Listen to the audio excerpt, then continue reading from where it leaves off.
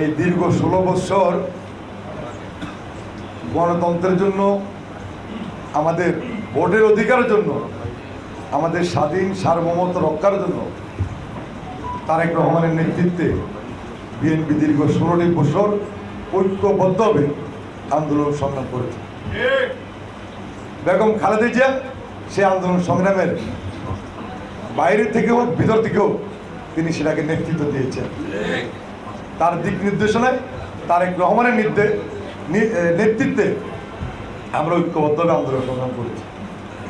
কিন্তু আজকে ফ্যাসিবাদদের পতন হয়েছে, কিন্তু আমাদের যে অধিকার, যেই কারণে আমরা আন্দোলন সংগ্রাম করেছি, আমরা কি সেটা ফিরে পেয়েছি?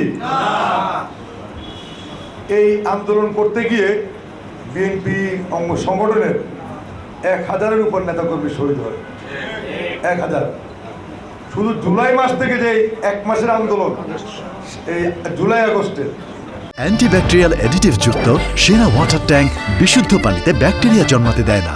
সেখানে বিএনপি অঙ্গ সংগঠনের প্রায় 450 নেতাকর্মী শহীদ হয়েছে। কিন্তু দেখেন, আজকে যারা বড় বড় কথা বলে যে তারা আন্দোলন করছে, তারা সংগ্রাম করছে, আর ভাই আপনারা করেছেন, কিন্তু এর গুরুত্বপূর্ণ দায়িত্ব পালন করেছেন তারেক রহমান এবং তার নেতৃত্বে বিএনপি অঙ্গ সংগঠন।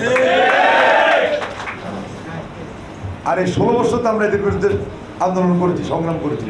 আপনি তো 1 মাস করেছেন।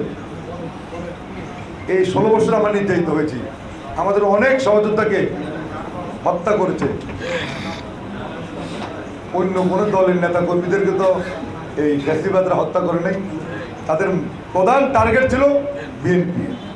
এই জন্য তারা বিএনপিকে দেখে দেখে বিএনপি অঙ্গ সংগঠনের নেতা কর্মীদেরকে তারা গুম করেছে, হত্যা করেছে বিভিন্নভাবে।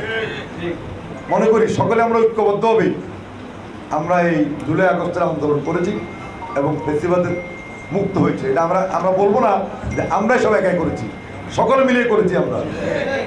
কিন্তু যারা দাবি করেন তারা একাই করেছে, তাদেরকে বলতে চাই, যদি আওয়ামী লীগের সাথে বিএনপির তুলনা করেন তাহলে ভুল করবেন। আমরা